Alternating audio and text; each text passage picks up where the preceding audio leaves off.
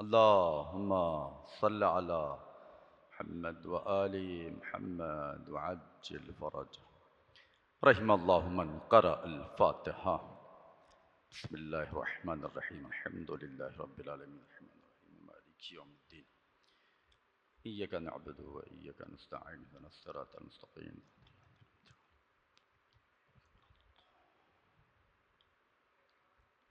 दुरूद पढ़िएगा मुहम्मद व आलि मुहम्मद।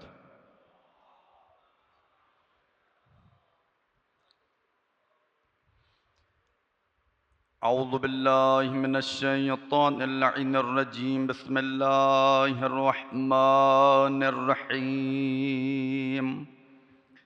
हस्बुनल्लाहु व निअमल वकील। निअमल मौला व निअमन नसीर। उफ़व्विदु अम्री इलल्लाह। इन्नल्लाहा बसीरुम बिल इबाद। वस्सलातु वस्सलाम वत्तहिय्यतु वल इकराम सय्यिदिना व मौलाना व मौला सकलैन जद्दिल हसन वल हुसैन बिल क़ासिम मुहम्मद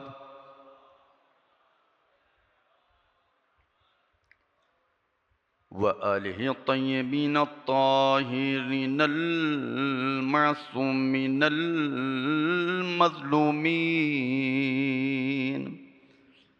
वलअनतु दाइमतु अला अअदाइहिम अजमईन मिनल आना इला क़ियाम यौमिद्दीन। अम्मा बअद फ़क़द क़ालल्लाहु सुब्हानहु व तआला फ़ी मुहकम किताबिहिल मजीद वल फ़ुरक़ानिल हमीद व हुवा अस्दक़ुल क़ाइलीन। बिस्मिल्लाहिर्रहमानिर्रहीम। आलिमुल ग़ैबि फ़ला युज़हिरु अला ग़ैबिही अहदा इल्ला मन इर्तज़ा मिर रसूल। सल्लल्लाहु अलैहि मुहम्मद व आलि मुहम्मद।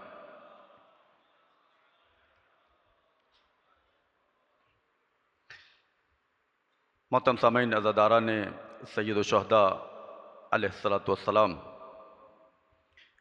4 दिन आपकी खिदमत में गुफ्तगू करनी है और इस दफ़ा चारों दिनों के लिए हमने अलग अलग मौजू का इंतखाब किया है।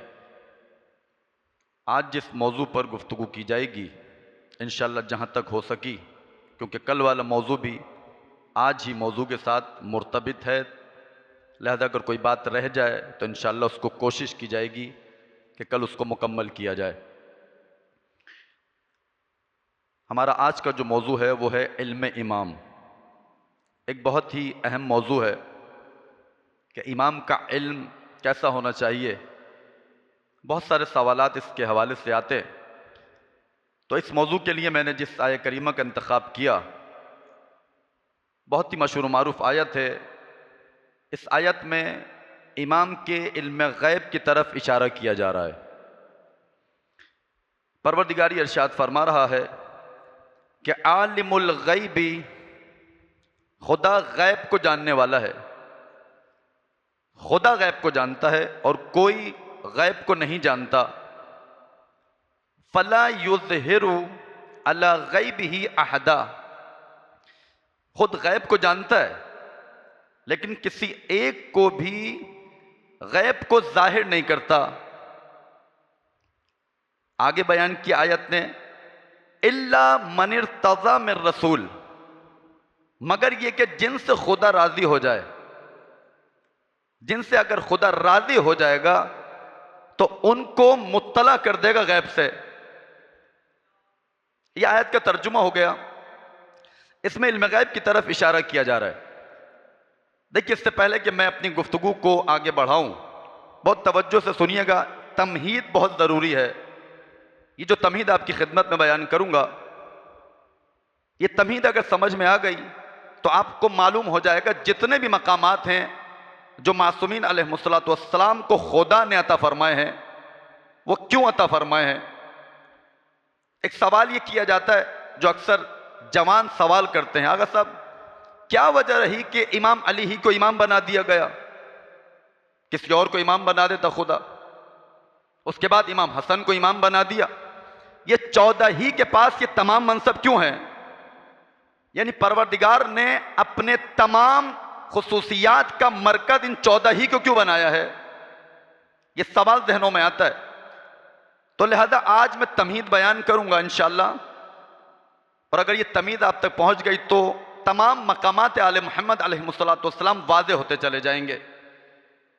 देखिए ये जितने भी मकामात हैं जो अहले बैत अलैहिस्सलाम को खुदा ने नसीब फरमाए, उसकी वजह यह है, पहले आप ये कायदा अपने जहनों में आप रख लीजिए, इसको महफूज कीजिए। एक कुल्लिया कायदा परवरदिगार आलम की जानिब से है, ये हर एक के लिए है। जितना तुम मुझसे नज़दीक होते चले जाओगे, जितना जो भी कुर्ब परवरदिगार को हासिल करता चला जाएगा, जो भी खुदा से नज़दीक होता चला जाएगा, या यूँ कह दिया जाए इल्मी ज़बान में, जो भी खुदा का कुर्ब महज हासिल कर लेगा, उसको परवरदिगार आलम तमाम मकामात जो उसकी ज़रफ़ियत के मुताबिक होंगे उसको अता फरमा देगा। तो हमें साबित क्या करना है कि खुदा से सबसे ज़्यादा नज़दीक कौन है? ये अगर साबित हो गया, तमाम मकामात घूम के जो आएंगे वो इसी एक मौजू की जानिब घूमेंगे, क्योंकि कुर्ब परवरदिगार इस शख्स का खुदा से नज़दीक है, कुर्ब महज इस शख्स को हासिल हो गया है। लिहाजा जो भी कमालात होंगे, जो भी चीज़ें होंगी, परवरदिगार आलम उसको अता करता चला जाएगा।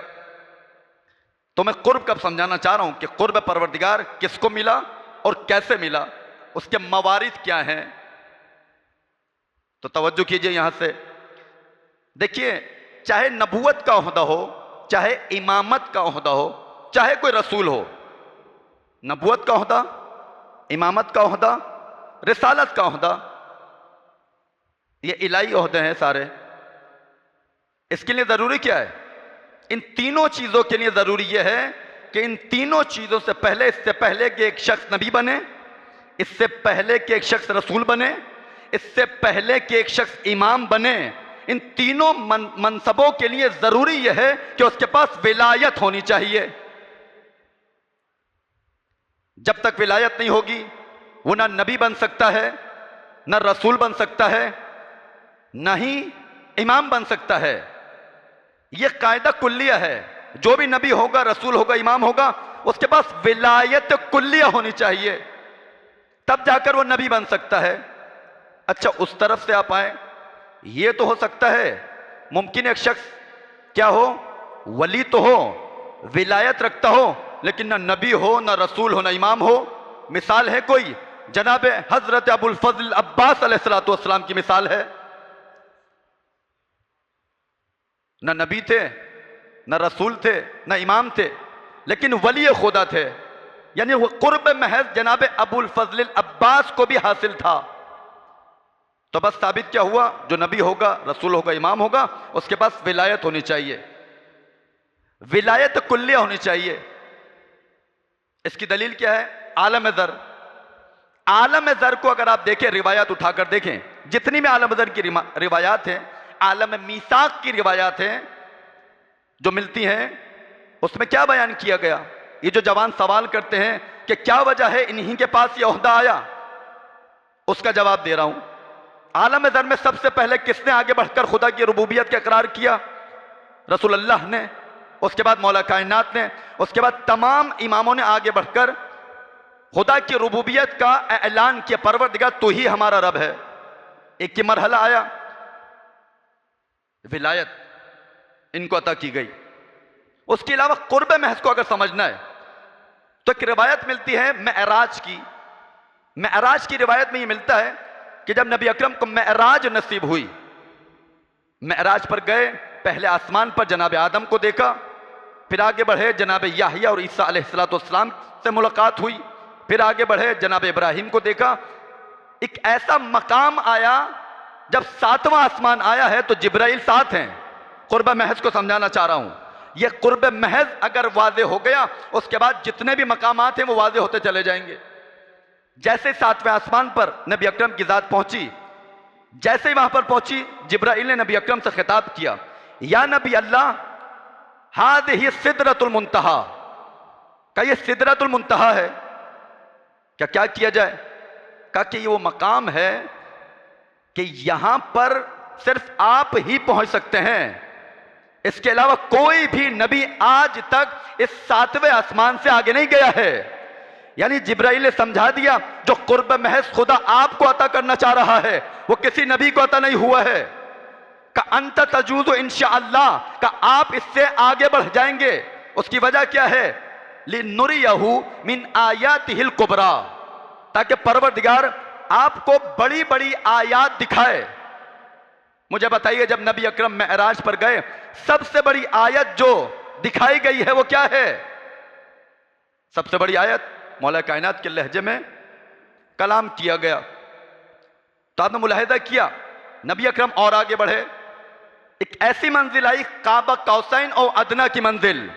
यही वो मकाम कुर्ब परवरदिगार आलम है, यही परवरदिगार आलम का कुर्ब महज है। नबी आगे बढ़े, इतना आगे बढ़े कि 2 कमानों से कमतर का फासला रह गया। यही वो कुर्ब महज परवरदिगार जो नबी अकरम के हिस्से में आया।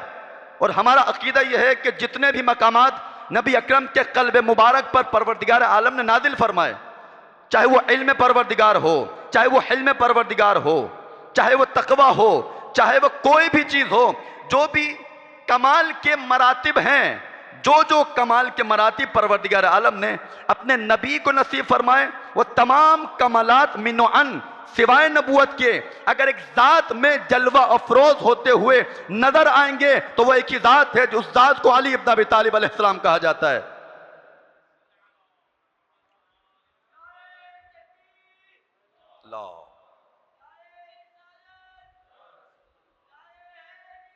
या अली।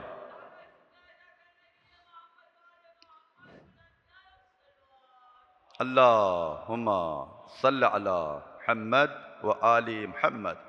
तो यही वो मकाम है जो विलायत कुबरा कहलाया जाता है। विलायत कुबरा अगर हासिल है तो नबी अकरम को हासिल है। और ये विलायत मैंने बयान किया, नबूवत के लिए भी बहुत अहम है, रिसालत के लिए भी अहम है, और इमामत के लिए भी अहम है। विलायत कुल्लिया जिसको मिल गई, क्योंकि अहले बैत अलैहिमुस्सलातु वस्सलाम विलायत कुल्लिया के मालिक थे, लिहाजा विलायत कुल्लिया के जब ये मालिक बन गए, अब मुझे बताइए, इल्म परवरदिगार जिस कल्ब पर उतरेगा वो किस कल्ब पर उतरेगा? वो एक ही कल्ब है, या रिसालत का कल्ब है, या इमामत का कल्ब है? ये मुंतकिल होता रहेगा। और ये दुनिया जो है वो मरातिब के एतबारात से, जिसका जो मर्तबा होगा, जिसकी विलायत खुदा के नज़दीक जिस एतबार से होगी, उसी एतबार से उसको मकाम नसीब किया जाएगा। तो पूरी दुनिया के अंदर रिवायत को जब हमने खंगाला तो रिवायत का निचोड़ यह है, विलायत कुल्लिया सिर्फ इनके पास है। तो लिहाजा अब इल्म जब खुदा का नाजिल होगा, इल्म जब खुदा उतारना चाहेगा तो किसके कल्ब पर उतारेगा? मौला कायनात के कल्ब पर। और ये वजह रिवायतें आप देखें, एक बहस आती है, आया ये जो अहले बैत के पास इल्म है, इसकी कैपेसिटी कितनी है, इसकी महदूदियत क्या है, इसकी कैफियत क्या है, ये कहां से इल्म को हासिल करते हैं, इनके इल्म का सरचश्मा क्या है? ये सवाल जहनों में आते नहीं आते? इमाम कैसे जान जाता है एक चीज को? कौन सा ऐसा कमाल है कि जिसको वो यूज करता है, इस्तेमाल करता है, और इल्म फौरन उसके कल्ब में खुदा उतार देता है? कोई ऐसे मनाबे हैं? रिवायत ने मनाबे को बयान किया, सरचश्मा इल्म इमाम, एक पूरा मौजू है। इमाम के सरचश्मों में से एक सरचश्मा क्या है? सबसे पहला सरचश्मा परवरदिगार आलम की किताब कुरान मजीद है।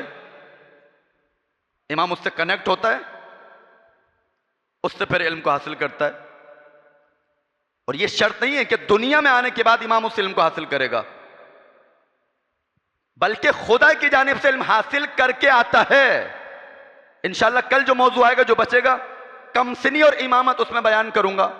इमामत के लिए शर्त नहीं है कि उसकी उम्र क्या है, दुनिया में आने के बाद वो इक्तिसाब करे किसी से, मुमकिन नहीं है। जब खुदा उसको हादी बनाकर भेज रहा है, जब हिदायत के लिए भेज रहा है, तो अब उसको वो इल्म देकर भेजेगा। मुझे बताइए, जब आप किसी कंपनी में एक बॉस हो, कंपनी का मालिक, वो अपने बाद किसी को मैनेजर बनाए, भाई देखो मेरी कंपनी को तुम देखोगे, मुझे बताइए उसको वो तमाम इत्तलाआत देगा नहीं देगा जो उस कंपनी के लिए जरूरी होंगी? बिल्कुल देगा। ऐसा नहीं हो सकता वो मैनेजर तो बना दे कि ये चीजें नहीं बताऊंगा, देखो ये 2-3 चीजें बता रहा हूं, अब तुम इसको चलाते रहो। कभी नहीं हो सकता। वो एतराज करेगा कि तुम मुझे मैनेजर बना रहे हो, इख्तियारात तो दो, कंपनी के अहलो अहवाल से तो मुझे आगाह करो, कुछ चीजें तो बताओ, मुझे इख्तियार तो दो।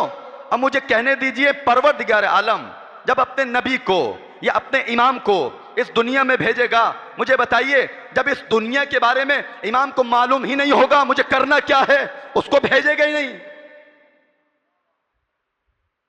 लिहाजा जरूरी है इस दुनिया के लिए मादी दुनिया हो, मानवी दुनिया हो, आलम माना हो, आलम मलकूत हो, चाहे ये मादी दुनिया हो, हर एक का इल्म देकर इमाम को जमीन पर भेजेगा खुदा। जरूरी है खुदा के ऊपर, वरना खुदा के ऊपर हर्फ आएगा, खुदा की हिकमत पर हर्फ आएगा कि परवरदिगार तू हकीम है, तो हिदायत करना चाहता है, लिहाजा तू हिदायत करने के लिए ऐसे को भेज रहा है जो खुद इंसानों का मोहताज है, उससे जो भी सवाल करते हैं वो ना कहता है। नहीं, इमाम की जिंदगी में हो नहीं सकता, सवाल किया जाए उससे वो कहते ना मुझे नहीं मालूम। तो लिहाजा जो जरूरी चीजें हैं उनमें सबसे अहम चीज क्या है? जहां इस्मत देकर भेजता है उसके साथ इल्म परवरदिगार उसके पास मौजूद होता है। तो पहला मंबा क्या है? कुरान मजीद। क्या कुरान से मुत्तसिल होगा और यह दुनिया में आने के बाद हासिल नहीं करेगा? जब आएगा वहां से खुदा की जानिब से जब जमीन पर उतरेगा तो वह इल्म में किताबुल्लाह को रखता होगा। रिवायत क्या है? अब रिवायत की तरफ चलें। यही वजह मेरे मौला मुत्तकियान अली इब्न अबी तालिब अलैहिस्सलाम ने सल्लल्लाहु अलैहि हदीस नूरानियत के अंदर एक जुमला मिलता है मेरे मौला का। मौला इसी अम्र की तरफ इशारा फरमा रहे हैं कि अल्हमनी अल्लाहु अज़्ज़ा व जल्ला इल्मा मा फी है। देखिए कुरान कहां पर है? कुरान कहां पर था? एक जो कुरान वाकई जिसे आप कहते हैं वह भी कहां पर है? तमाम उलमा ये जवाब देंगे वो इल्म परवरदिगार में। बहुत तवज्जो कीजिएगा, वो कुरान इल्म परवरदिगार में है। इल्म परवरदिगार का ताल्लुक कहां से? लोहे महफूज से। ये जो मौला इशारा फरमा रहे हैं अल्हमनी अल्लाहु अज़्ज़ा व जल्ला इल्मा मा फी है, कि परवरदिगार आलम ने मुझे इल्हाम किया है हर उस चीज का जो लोहे महफूज में छुपा हुआ है। यानी मौला बताना चाह रहे हैं कि ऐसा नहीं है कि हम दुनिया में आने के बाद उस लोहे महफूज को जानते हो, अभी दुनिया में नहीं आएंगे क्योंकि ये नूर परवरदिगार से मुत्तसिल हैं।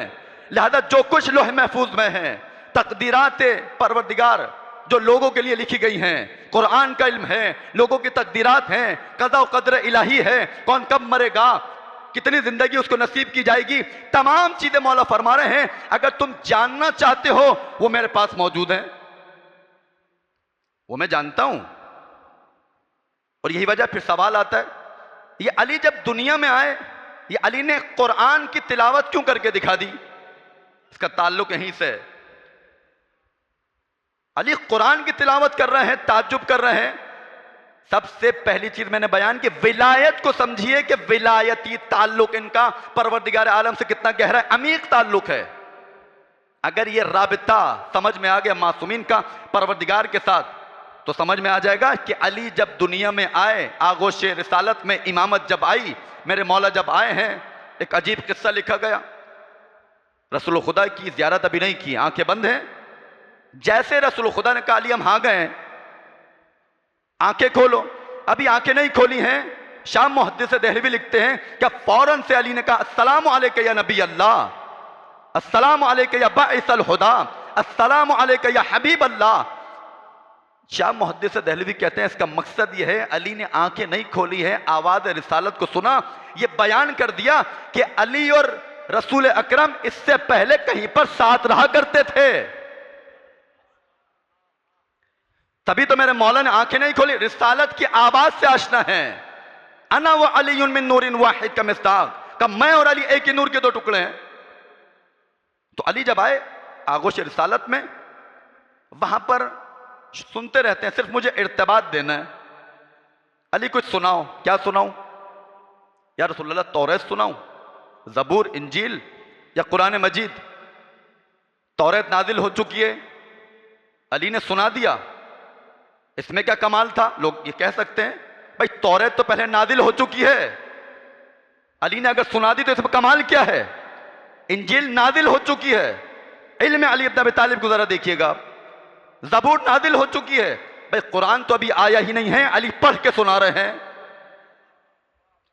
कमाल क्या है अली इब्न अबी तालिब का कमाल यह है, ये मेरे मौला जो हदीस नूरानियत में जब सलमान अबू ज़र आए थे, का अलहमनी अल्लाहु अज़्ज़ व जल्ला इल्मा माफी है, ये उसी अम्र की तरफ इशारा कर रहे हैं कि तुम्हें क्या मालूम अली का मकाम क्या है, अली का इल्म किस मकाम पर मौजूद है। अली का ताल्लुक लोहे महफूज के साथ है। अली के पास कुरान आए ना आए, अली जब आता है तो लोहे महफूज का इल्म का जमीन पर आता है। मामूली मराहिल नहीं है, यह फजल परवरदिगार है, यह इल्म इमाम फजल परवरदिगार है। अगर यह फजल ना होता तो क्या होता? इनके पास इल्म नहीं होता। और फजल क्यों दिया गया? फजल भी हर एक के हिस्से में नहीं आता है। का खुदा को इनसे मोहब्बत थी? नहीं, खुदा ने इनके ज़र्फ को देखा, इनके वजूद को देखा, इनके वजूद को अपने नूर से मुज़य्यन किया, फिर ये वजूद इस काबिल बना, वो ज़र्फ इस काबिल बना कि खुदा अपने इल्म को उसमें उतार रहा है।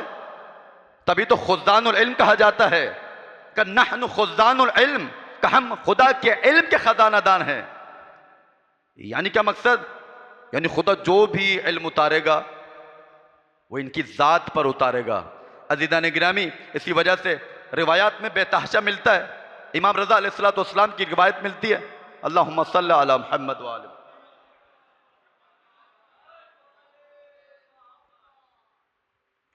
मौला फरमाते हैं इल्म में इमाम की तरफ इशारा फरमा रहे हैं कि इस इल्म का मकाम यह मखसूसुम बिल फज़ल कुल्ले व गैर तलब मिन्हु वला इक्तिसाबिन बल इख्तिसासुम मिनल मुफ़ज़िलिल वहाब। इमाम रज़ा अलैहिस्सलाम, तवज्जो कीजिएगा, इमाम इसमें बता रहे हैं ये जो इल्म मखसूस किया गया है किसके साथ? इमाम के साथ। का ये खुदा की जानिब से एक फजल है, कुल्ली फजल है, मजमुई फजल परवरदिगार आलम ने, यानी जो कुछ परवरदिगार इल्मी हवाले से इमाम को देना चाहता था वो दे दिया। और ये देना किस तरह का है, इसकी कैफियत क्या है? इल्म इमाम की कैफियत कैसा इल्म है ये? आया दुनिया में आने के बाद किसी के सामने घुटनों को टेका फिर इल्म को हासिल किया है? इमाम फरमा रहे हैं कि वला गैर तलब मिन्हु वला इक्तिसाबिन, इमाम रजा का किसी से तलब नहीं किया दुनिया वाले से, और ना ही दुनिया में से किसी के सामने घुटनों को टेक कर कर्ज किया है, बल्कि कैसे हासिल किया? बल इख्तिसासुम मिनल मुफ़ज़िलिल वहाब, बल्कि खुदा की जानिब से फल की सूरत में इसको खुदा से लिया है। ये इल्म की कैफियत है। अब जब खुदा से इल्म को इमाम लेगा, मुझे बताइए उसमें खता होगी, उसमें लग़ज़िश होगी, उसमें कोई गलती होगी? फिर अब ये सवाल नहीं बनता है कि अली के सामने जो भी सवाल करने आता था का मौला बता दीजिए। जैसे ही एक शख्स आया, फिर दूसरा आया, फिर तीसरा आया, हर एक को मौला अलग अलग जवाब दे रहे हैं, मसला एक है। इमाम साबित करना चाह रहे हैं ये जो मैं जवाब दे रहा हूं ये मेरा जाती इल्म नहीं है, यह खुदा ने मुझे अता किया है, तब जाकर जवाब दे रहा हूं। खुदा ने इल्म अता किया है। अली कैसे जवाब दे देते हैं? कभी सोच लिया करें, सुनते रहते हैं आप, ये अली को सोचने का मौका क्यों नहीं मिलता है? ये अली सोचने का टाइम क्यों नहीं लेते हैं? रिवायत के जुमले ये हैं कि जब मासूम से सवाल किया, मौला ये आप आनन फानन में जवाब कैसे दे देते हैं? मेरे मौला ने कहा कि हमारे और खुदा के दरमियान एक नूरी उमूद है, एक नूरी पिलर है। जब हम जानना चाहते हैं तो उस नूर से मुत्तसिल होते हैं, जैसे उस नूर से मुत्तसिल होते हैं वो नूर हमें खुदा के नूर से मिलाता है। जो कुछ जानना चाहते हैं खुदा हमें अता कर देता है। खुदा का फजल है अज़ीज़ान गिरामी। इसी वजह से मौला फरमा रहे मखसूसुन बिल फज़ल, ये मखसूस खुदा के फजल के साथ। अज़ीज़ान गिरामी, रिवायात में इमाम के इल्म की तरफ जो इशारात किए गए हैं, इमाम इल्म गैब जानता है। इल्म गैब की जब बात आती है लोग घबरा जाते हैं, क्या कैसे जानता है इल्म गैब? इमाम के पास कैसे इल्म आ जाता है? अच्छा, गैब की जब बात आती है तो फिर इसमें मुख्तलिफ उलमा की मुख्तलिफ आरा हैं। अच्छा, इल्म गैब अगर इनके पास था, इमाम हुसैन को नहीं मालूम था मुझे करबला में शहीद कर दिया जाएगा? मौला कायनात को मालूम था, नहीं मालूम था? क्या ये वही रात है जिसका मुझसे वादा किया गया था? ये इल्म गैब तो है। बहुत तवज्जो कीजिएगा, बहुत सारे इश्कालात हैं जो इसके ज़िम्मे में हल होने वाले हैं, सवालात किए जाते हैं। क्या इमाम हुसैन को नहीं मालूम था? नाउज़ु बिल्लाह मिन ज़ालिक। कि इमाम हुसैन जब चले गए उसका मतलब है खुदकुशी की, नाउज़ु बिल्लाह। इमाम अली मस्जिद में चले गए, इल्म गैब रखते थे, आपका खुद इद्दआ है, इसका मतलब है खुदकुशी की। कितने ही अफराद ऐसे थे जो रसूल की खिदमत में आते थे, मुनाफिकीन थे, रसूल जानते थे, रसूल ने इंतकाम क्यों ना लिया? अज़ीज़ान गिरामी, इन सब का जवाब क्या है? इन सब का जवाब यह है कि हर जगह इमाम मासूम अपनी जाती जिंदगी के लिए इल्म गैब का इस्तेमाल ही नहीं करता है। यही इमाम का कमाल है। अगर इमाम मासूम, फर्ज कीजिए इमाम मासूम हर जगह अपनी जाती जिंदगी के लिए इल्म गैब को इस्तेमाल करता रहे, जो ताकत खुदा ने इसको अता की है, मुझे बताइए लोग उस पर एतमाद करेंगे? कि ये तो अपने लिए काम किए जा रहा है, खुदा ने इसको एक ताकत अता फरमाई है, ये उस ताकत का इस्तेमाल अपने लिए कर रहा है। लोग मुतनफ्फिर होते चले जाएंगे, लोग दूर हो जाएंगे, लिहाजा इस्तेमाल कर ही नहीं सकता है, चाहे मौजूदा हो। इमाम के पास मौजूदा होता है, मौजूदा इमाम कब दिखाता है? हर बात पर आंखें खोली मौजूदा, घर से बाहर आया मौजूदा, ऐसा तो नहीं होता। मौजूदा कब दिखाएगा? जब इस्लाम के लिए, जब खुदा की मर्जी होगी मौजूदा दिखाओ, तो इमाम मौजूदा दिखाएगा। खुदाई पहलू उसके सामने होता है, रंग खुदाई उसके वजूद पर चढ़ा होता है, अब उसका हर अमल खुदाई होगा। लिहाजा अपने जाती मनफियत के लिए, जाती मफादात के लिए ना मौजूदे का इस्तेमाल इमाम करेगा, ना इल्म खुदा ने जो उसको जो इल्म खुदा मिला है, इल्म खुदा से कोई चीज अपने लिए इस्तेमाल करेगा, इम्कान नहीं है। पहला जवाब। दूसरा जवाब क्या है? देखिए, इमाम को मालूम होता है ये जो मौत आ रही है ज़ाहिरी एतबार से, मुझे ये जो मैं ज़ाहिरी एतबार से चला जाऊंगा। इमाम हुसैन गए, मौला मुत्तक़ियान अली इब्न अबी तालिब अलैहिस्सलाम गए, फर्ज कर लीजिए मालूम था मौला को, जो कि मालूम था, इमाम फिर भी चले गए।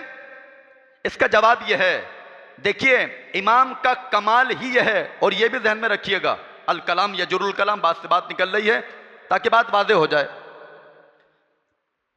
इमाम इबादत क्यों करता है? इमाम को इबादत की जरूरत है? आपका इद्दा यह है कि इमाम कामिल पैदा होता है, इंसान कामिल कहा जाता है इमाम को, यानी कोई नक्स और ऐब इमाम की जात में नहीं होता है। इमाम का वजूद बेऐब होता है, बेनक्स होता है, कमाल ही कमाल उसके वजूद में होता है, क्योंकि खुदा की जानिब से आ रहा है, वो खुद कमाल, तो लिहाजा कमाल से कमाल ही तो सादिर होगा, और क्या सादिर होगा? फिर भी इमाम इबादत कर रहा है। सवाल जवाब दिया गया कि इमाम जो इबादत करते हैं, बहुत तवज्जो से सुनिएगा इसको, इमाम जो इबादत करते हैं, इमाम के पास होती है इस्मत। अब इस्मत के अंदर परवरदिगार आलम ने कोई लॉक नहीं लगा दिया है कि इमाम गुनाह कर ही नहीं सकता है, कर सकता है, नहीं करता, यही इमाम का कमाल है। भाई अगर कोई लॉक लगा देता तो ये क्या कमाल हो गया, खुदा ने रोका हुआ है, इनकी जाती कोई चीज थोड़ी है, जाती इनका कमाल थोड़ी है। इस्मत जो दे दी हमें भी देता, और हमारे सामने गुनाहों का एक बाड़ लगा देता, दीवार खड़ी कर देता, हम भी गुनाह ना करते। नहीं, यही इमाम का कमाल है। इमाम को जो इस्मत दी जाती है,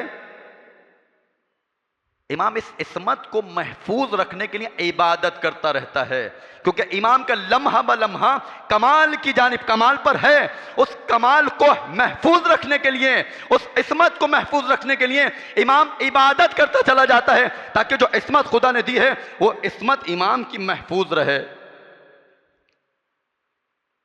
तवज्जो कर रहे हैं आप? तो खुदा ने इस्मत अता की है का इमाम चले गए करबला में, इमाम को मालूम नहीं था। दूसरा जवाब, इमाम का कमाल ही इसी में है कि इमाम खुदा की कज़ा व क़द्र के सामने तस्लीम होता है। खुदा की कभी भी कज़ा व क़द्र से इमाम फरार नहीं करता है, कभी फरार नहीं करेगा। अगर इमाम को फर्ज कीजिए मालूम था, जो कि मालूम था कि मुझे शहीद कर दिया जाएगा, मुझे ज़रबत लगाई जाएगी, मेरे सर से खून निकलेगा, मेरी शहादत वाक़ई हो जाएगी, फिर भी इमाम क्यों गए? क्योंकि इमाम को मालूम था कि यह खुदा की कज़ा व क़द्र है। खुदा ने मेरी मौत को हतमी करार दे दिया है, लिहाजा इमाम होता ही वो है। इमाम का कमाल ही इसी में है कि खुदा ने हतमी कर दिया है, लिहाजा अब मैं खुदा की कज़ा व क़द्र से फरार कर ही नहीं सकता हूं। इसका इल्म गैब के साथ ताल्लुक है, लेकिन इस एतबार से तो अज़ीज़ान गिरामी, तो इल्म इमाम में बड़ी अमीक चीज़ है। इसका इल्म किसी दुनिया से लिया हुआ इल्म नहीं है, बल्कि परवरदिगार आलम ने इसको यह इल्म अता किया। और तारीख़ उठाकर देखिए, रिवायात उठाकर देखिए, मेरे मौला ने हमेशा इस पर फ़ख्र किया है। एक मंबा इसका कुरान होता है, कुरान से जुड़ा होता है इमाम। दूसरा मंबा क्या है? नबी अकरम की ज़ात। नबी अकरम से यह इल्म को लेते हैं। जो कुछ खुदा नबी को अता करता है, इल्म अगर खुदा नबी को अता करता है, वो तमाम का तमाम इल्म अगर मुंतकिल होगा तो इमाम की ज़ात में मुंतकिल होगा। दूसरा मंबा इल्म का। कभी ऐसा होता है कि ना कुरान से इर्तिबात होता है, ना रसूल अकरम से लेते हैं, अलग तरीका होता है, वो इल्हाम का तरीका होता है। यानी एक रूहुल कुदुस आता है, जो कहते हैं बहुत बड़ा मलक है, जिब्राइल से भी बड़ा मलक रूहुल कुदुस कहा गया रिवायत में। वो रूहुल कुदुस आता है, इमाम के कल्ब मुबारक में उस इल्म को डाल कर जाता है जब भी इमाम जानना चाहता है। और हर दफ़ा इमाम इल्म गैब जानता भी नहीं है, यह भी आपके ज़हन में होना चाहिए। रिवायात मिलती हैं, आया एक शख्स इमाम के पास, मौला आपको इल्म गैब है? का युबसतु लनल इल्म फनअलम व युक़बदु अन्ना फला नअलम। जब हमें अता कर दिया जाता है तो जान जाते हैं, जब हमें अता नहीं किया जाता तो नहीं जानते हैं। इरादे खुदा से जब इमाम मिलना चाहता है, आनन फानन, शायद ये भी समझाने के मारे कह रहा हूं, इससे भी तेज रफ्तार के साथ इमाम जब भी कुछ जानना चाहेगा तो परवरदिगार फौरन से उसके वजूद में इल्म को इल्का कर देगा, डाल देगा। ऐसे इमाम इल्म को हासिल करता है, और यही इल्म इमाम था। मेरे मौला अली ने हमेशा इस पर इफ्तिखार किया, हादा लुआब रसूलिल्लाह, हादा मिन अम्र नबी, नहनु मादिन नबुवा, नहनु मादिन नबुवा, का हम नबुवत का मादन है। ये उसी इल्म की तरफ इशारा किया जा रहा है। यानी जो कुछ रसूल अकरम के पास इल्मी हवाले से मौजूद है, या और दीगर कमालात जो नबी अकरम की ज़ात में खुदा ने रखे हैं, वो तमाम कमालात, उसमें इल्म भी शामिल है, वो मेरे वजूद में पोशीदा है। नहनु मादिनुन नबुवा, मादिनुन नबी नहीं कहा है, मादिनुन नबुवा कहा है। नबुवत और नबी, और जब नबुवत कहेंगे जितने भी बातिनी मकामात हैं नबी अकरम के, तमाम बातिनी मकामात जो मुंतकिल होंगे वो ज़ात आली इब्न अबी तालिब में मुंतकिल होंगे। ये मामूली मराहिल नहीं है। लिहाजा हमेशा इस पर इफ्तिखार किया मेरे मौला कायनात ने रसूल के इल्म पर। एक रिवायत सुने, तारीख़ी एतबार से मिलता है, क्योंकि इल्म में मौला कायनात इल्म रसूलुल्लाह था। रसूल अकरम ने भेजा मौला कायनात को एक मकाम पर, ईसाई महल्ला था नसरानियों का, क्या ली जाओ तबलीग करो। मौला कायनात की उम्र 24 साल। पहुंचे, वहां पर यह होता था कि एक बादशाह मौजूद था, और उस दौर में एक नसरानी राहिब निकल कर आता था, बहुत बड़ा आलिम था, साल में एक ही मर्तबा आता था। जब मौला गए उस एरिया में, क्या देखा, जब में गफीर है, मेरे मौला नाशनास तरीके से, यानी कोई ना पहचाने मौला को एक मकाम पर जाकर मजमे में बैठ गए। 24 साल की उम्र मौला की। अभी कुछ एक कहना चाहता था, बहुत बड़ा आलिम, इंजील का आलिम, पूरी इंजील इसको हिफ्ज़ है। अभी कुछ कहना चाहता, जबान में लुकनत आई। जब इल्म खुदा बैठा हो, इसमें जुर्रत ही क्या है कि कलाम कर सके। अली के सामने बड़े बड़े रह गए, ये क्या है, इतनी हैबत है। मौला हसन ना बोल सके। मादर गिरामी, ऐसा लग रहा है आज मुझसे बड़ा कोई मौजूद है, मुझे देख रहा है। तवज्जो कीजिए, ये कुछ कहना चाहता था, इसकी जबान में लुकनत आई। जो बादशाह बैठा था वो कहने लगा, तू तो बहुत बड़ा आलिम है, क्या हो गया आज तुझे, तू बोल नहीं पा रहा है। कहने लगा कि आज न जाने मुझे क्या हो गया, कि अपने इल्म से पता चला, मालूम कर कि क्या मसला है, तू बोल नहीं पा रहा है। इसने अपना इल्म इस्तेमाल किया। कहने लगा, कोई इस मजमे में मौजूद है जो मुझे बोलने नहीं दे रहा है, मेरी जबान में लुकनत आ रही है, कि मैं बोल नहीं पा रहा हूं, कोई तो है इस मजमे के अंदर। कब ये भी बयान कर दे, ये भी पता चला ले कि वो है कौन। मजमे को देखा, सामने इसकी निगाह मौला कायनात पर पड़ी।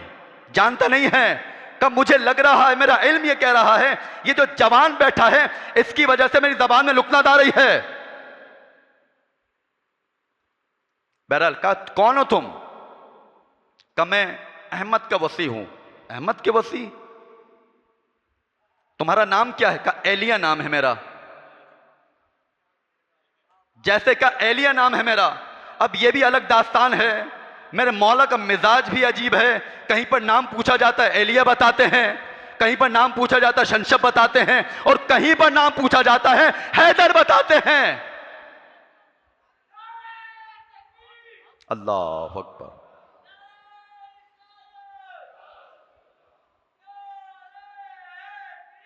या अली या अली। का एलिया नाम है मेरा। का एलिया नाम है? एलिया तो हमारी इंजील में लिखा हुआ है, यही तो अहमद का वसी है। इल्म में इमाम अली बयान करना चाह रहा हूं, जो इल्म रसूलुल्लाह का है वही इल्म मौला कायनात के पास मौजूद है। अगर रसूलुल्लाह के पास इल्म में इंजील है, मेरा मौला भी इंजील का इल्म रखता है। अगर जबूर का इल्म है तो अली भी जबूर का इल्म रखते हैं। अगर तौरात का इल्म है तो तौरात का इल्म भी अली के पास मौजूद है। उसने यही सवालात किए। कहा अच्छा, तुम अहमद के वसी हो, तुम्हारा नाम एलिया है। कहा उसकी एक खुसूसियत है, जो इल्म रसूलुल्लाह का होगा वही इल्म उनके वसी का होगा। कहा तुम जानते हो? कहा बिल्कुल, जो पूछना चाहता है पूछ। सलूनी का दावा सिर्फ मिंबर पर नहीं किया है, मैदान में भी किया है। इल्मी मैदान हो वहां पर भी अली ने सलूनी का दावा किया है। कहा जो पूछना चाहता पूछ। अब एक मर्तबा उसने कहा कि मैं इंजील का आलिम हूं, लिहाजा मैं तुमसे 100 सवालात करूंगा। अगर तुमने जवाबात दे दिए तो मैं मान जाऊंगा तुम अहमद के वसी एलिया हो। अगर जवाब ना दे सके तो फिर नहीं मानूंगा। मेरे मौलाना ने कहा जहां से पूछना चाहता, इंजील में जो कुछ पूछना चाहता पूछ, अली उसका जवाब देगा। अब 100 सवालात लिखे गए, लिहाजा 100 सवालात तो बयान नहीं किए जा सकते। चंद सवालात बयान करना चाहूंगा ताकि मालूम हो इल्म इमाम अली का मकाम क्या है, इल्म इमाम होता क्या है, इल्म इमाम की कैफियत क्या है, उसकी कैपेसिटी क्या है, उसकी हद क्या है। का पहला सवाल यह है कि बताओ वो कौन सा एक है दुनिया में जिसका दूसरा नहीं है कोई। फिर कहा कि बताओ कौन सा दूसरा है जिसका तीसरा ही नहीं है। फिर कहा कि कौन सा तीसरा है जिसका चौथा ही नहीं है। फिर कहा कि कौन सा चौथा है जिसका पांचवा ही नहीं है। वो कौन सा पांचवा है जिसका छठा ही नहीं है। उसके बाद सवाल करता गया करता गया करता गया। उसको जो पूछना था वो उसने फिर सवाल किया, बता कि वो कौन सी 12 चीजें हैं जिसका 13वां है ही नहीं। मेरे मौला ने एक एक करके जवाब भी दिया है। मेरे मौला ने कहा जो तूने सवाल किया वह कौन सा एक है जिसका दूसरा नहीं है? कहा वो मेरा परवरदिगार है जिसने मुझे खल्क किया है, उसका दूसरा है ही नहीं। वो मेरा परवरदिगार है, वो वहदहू ला शरीक है, उसका दुनिया में दूसरा है ही नहीं, कोई सानी नहीं है, कोई शरीक नहीं है। का दूसरा जो है उसका तीसरा नहीं है। का रात और दिन दो ही हैं, तीसरी कोई शय नहीं है। का तीसरी चीज जिसका चौथा नहीं है। का हमारे इस्लाम में 3 तलाकें हैं, 3 तलाकों के बाद चौथी तलाक नहीं है। उसके बाद कहा कि वो कौन सा चौथा है जिसका पांचवा ही नहीं है? कहा कि वो अनासिर अरबा है, आग, हवा, पानी, मिट्टी। कहा कि इन्हीं से इंसान को बनाया गया है, ये 4 ही हैं, कोई पांचवा इसका नहीं है। का जो पांचवी है जिसका कोई छठा ना हो, का वो इंसान की 5 हिस्से हैं, उसकी कोई छठी हिस्सा नहीं है, जिनको हवा से खमसा कहा जाता है। उसने जब आखिरी सवाल किया कि अब ये बता दीजिए कि वो कौन सी 12 चीजें हैं जिसका 13वां है ही नहीं। मेरे मौला ने कहा कि वो 12 चीजें मोहम्मद के 12 वसी हैं, उनमें से पहला वसी मैं हूं, आखिरी हमारा मेहदी है।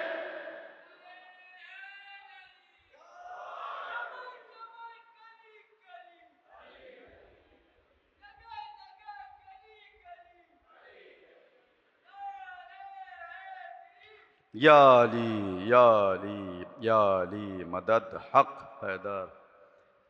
तो ये इल्म इमाम है। ये मौला कैसे जवाब दे रहे हैं, क्यों जवाब दे रहे हैं? मौला बता रहे हमारा ताल्लुक किसी दुनियावी उस्ताद की तरह नहीं है। एक सब्जेक्ट में चंद चीजें उसको मालूम हो जाएं, उसके बाद कल पूछो बता नहीं पाएगा। कि हमारा इल्म खुदा के इल्म से मुत्तसिल है, कि हमारा इर्तिबात आलम गैब के साथ है, हमारा इर्तिबात कुरान के साथ है, हमारा इर्तिबात रसूलुल्लाह के साथ है। जो कुछ रसूलुल्लाह को अता हुआ वो तमाम का तमाम हमारे सीने में खुदा ने डाला है। अली जो जवाब दे रहे हैं इल्म परवरदिगार से मुत्तसिल है। अज़ीज़ान गिरामी, क्योंकि वक्त हमारा तमाम हो चुका है, कल अपने मौजू से कोशिश की जाएगी इसको मुत्तसिल कर दें, क्योंकि कल वाला मौजू भी तकरीबन इमामत के ऊपर ही है। इंशाअल्लाह कोशिश करके आज कुछ बातें जो रह गई हैं उसको मुत्तसिल करेंगे कल वाले मौजू के साथ। आज यहीं पर इक्तफा करते हैं। आज बरादर जनाब सकीना सलामुल्लाह अलैहा का सलाम पढ़ रहे थे।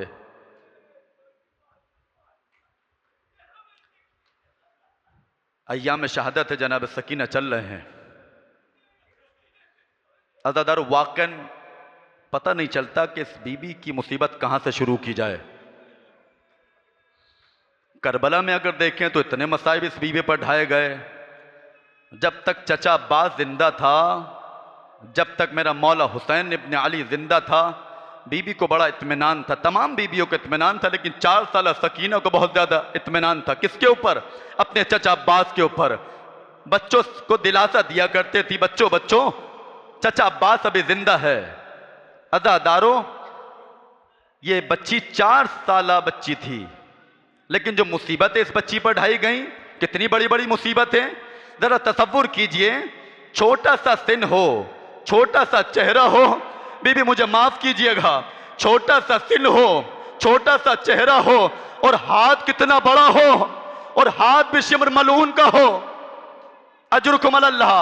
अज़ादारों, जैसे मेरे मौला हुसैन की शहादत हुई है, उसके बाद अज़ादारों जब खैमों को जला दिया गया, जब खैमे जल गए हैं, एक मर्तबा जब खैमे जल गए, बीबियां खैमे से दूसरे खैमे में जाती थी, कभी दूसरे खैमे से तीसरे खैमे में जाती थी। अभी हालो परेशान बीबियां इधर उधर घूम रही हैं। एक मर्तबा जनाब ज़ैनब ने क्या देखा, जब बच्चों को गिना तो एक बच्ची सकीना कम नजर आ रही थी। मेरी बीबी ज़ैनब मक्तल की जानी बड़ी है, एक मर्तबा मक्तल की जानी बीबी बड़ी है, एक मर्तबा ज़ैनब कुबरा आवाज देती जाती है, ए बेटी सकीना कहां पर हो, बेटी सकीना कहां पर हो। अज़ादारों, कोई आवाज ना आई। जनाब ज़ैनब मक्तल की जानी बड़ी है, मक्तल की जानी जब बड़ी है, एक मर्तबा जनाब ज़ैनब ने क्या देखा कि एक बच्ची है जो सर बुरीदा लाशे पर सर रख के सो रही है। अजरुकुम अल्लाह। सर रखकर सर बुरीदा लाशे पर बड़े आराम से सो रही है। अज़ादारों, ज़ैनब कुबरा ने बच्ची को जगाया, एक मर्तबा सवाल किया, कहा बेटी सकीना तुम यहाँ पर कैसे पहुंची? सकीना कहती है, ए फुप्पी अम्मा, जब खैमों को जला दिया गया, जब खैमों को आग लगा दी गई, एक मर्तबा मैं मक्तल की जानिब आई, मेरा दिल कह रहा है सकीना को अपने बाबा का सीना याद आया होगा, सकीना को नींद आ रही होगी, तभी सकीना मक्तल की जानिब बढ़ी थी। अजरुकुम अल्लाह, तभी सकीना मक्तल की जानिब बढ़ी थी। सकीना कहती है, ए पुप्पी अम्मा, मैं मक्तल में आई, मुझे मालूम नहीं था मेरा बाबा कहां पर है। कहा सकीना तुमने बाबा को कैसे तलाश किया? कहा कि मैं बाबा को सदा देती जाती थी। ए बाबा, सकीना को जवाब दो। जैसे ही मैंने कहा तो यहां से आवाज आई, ए बुनैया बुनैया, इलैया इलैया, ए बेटी मेरे पास आ जा। अजरुकुम अल्लाह। अदादारो, आखिरी दो जुमले हैं। अदादारो, यहां पर बीबी की मुसीबत तमाम नहीं हुई है, बीबी की मुसीबत अभी बाकी है। अदादारो, एक मर्तबा जब खैमों को जला दिया गया, जब खैमे जल गए हैं, एक मर्तबा यही सकीना है। अदादारो, शाम गरीबा है, शाम गरीबा में यह बयान किया जाता है जब खैमों को आग लगा दी गई, यह बच्ची एक मर्तबा देखा गया। रावी कहता है मैंने एक बच्ची को शाम गरीबा में देखा, उसके दामन में आग लगी हुई थी। रावी कहता है मैं उसके आग को बुझाने के लिए आगे बढ़ा, जैसे मैं आगे बढ़ता था बच्ची पीछे हटती जाती थी। मैंने कहा अरे बच्ची, मैं तेरी हिमायत करना चाहता हूं, मैं तेरे दामन की आग को बुझाना चाहता हूं। जैसे शेख ने यह कहा, बीबी सकीना कहती है ए शेख हमारे नजदीक ना आना, हमारे मोहम्मद में से। अजरुकुम अल्लाह, आखिरी जुमला अदादार हो, हम आले मोहम्मद में से हैं, हमें हाथ मत लगाना। बीबी कहती है ए शेख अगर हमारी मदद करना चाहता है तो एक एहसान मुझ पर कर दे, मुझे नजफ का रास्ता बता दे। कहा बीबी नजफ जाके क्या करोगी? बीबी कहती है नजफ में मेरा दादा अली रहता है, अपने दादा को जाकर बताऊंगी ए दादा अली आपके बाद बड़े तमाचे खाए, ए दादा अली आपके बाद हमें असीर करके करबला से कूफा। अला वलअनतुल्लाहि अलल कौमिज़ ज़ालिमीन व सयअलमुल लज़ीना ज़लमू अय्युल मुनक़लिबिन यनक़लिबून। मातम हुसैन।